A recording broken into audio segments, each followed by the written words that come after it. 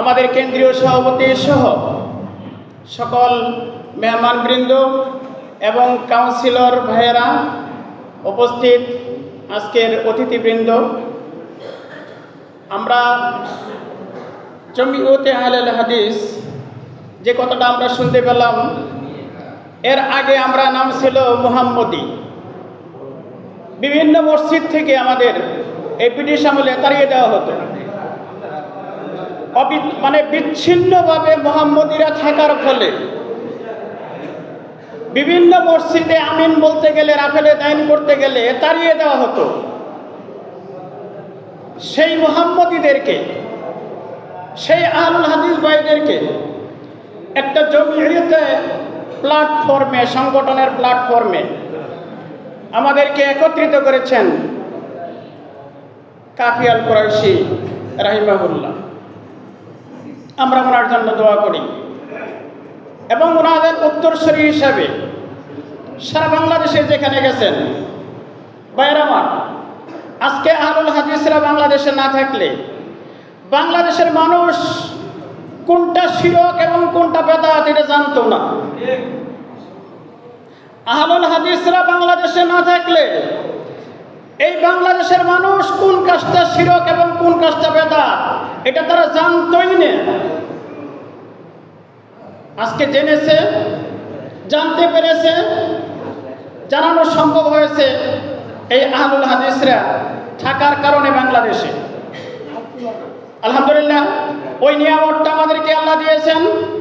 আমরা আহলুল হাদিস হওয়ার কারণে অসংখ্য শিরক থেকে, অসংখ্য বেদাত থেকে আমরা মুক্ত এবং অন্যান্যদেরকে আমরা আহ্বান করি শিরক এবং বেদাত থেকে মুক্ত থাকার জন্য। ভাইয়েরা আমার, আল্লাহ সুবহানাহু ওয়া তাআলা কাবার ভূখণ্ডকে বানাইছেন হুদাল্লিল আলামিন, গোটা বিশ্ববাসীর হেদায়েতের কেন্দ্র, মার্কাজ, হেদায়েতের সেন্টার। আলহামদুলিল্লাহ, আল্লাহ বানাইছেন কাবার ভূখণ্ডকে হেদায়েতের মার্কাজ। ওই হেদায়েতের মার্কাজের ওই অধিবাসীরা, অর্থাৎ কাবার ভূখণ্ডের লোকেরা যে আকীদা পোষণ করেন, আমরা ওই আকীদা পোষণ করি আল্লাহ সম্পর্কে, রাসূল সম্পর্কে, ইসলাম সম্পর্কে।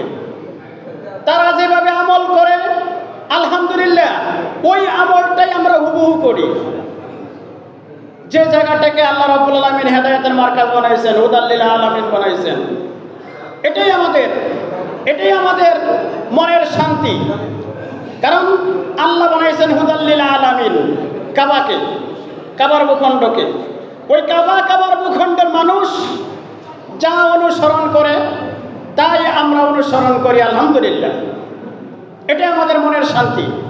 তো ভাই, আমার কথা এটাই, দায়িত্ব নিয়ে, পদ নিয়ে আমরা যদি বসে থাকি তাহলে হবে না।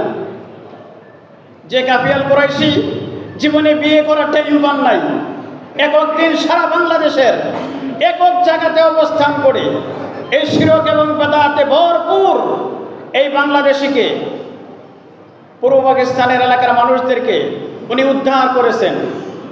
আমরাও ইনশাআল্লাহ আমাদের অবস্থান থেকে যে যেখানে আছি শিরক এবং বেদাত মুক্ত করে মানুষ যাতে আল্লাহর দ্বীনের অনুসারী হতে পারে, এই আহ্বান নিয়ে আমরাও তাদের উত্তরসূরি হিসাবে আমরাও কাজ করব। এই আহ্বান রেখেই আমি আমার সংক্ষিপ্ত কথা শেষ করছি। আসসালামু আলাইকুম ওয়া রাহমাতুল্লাহ।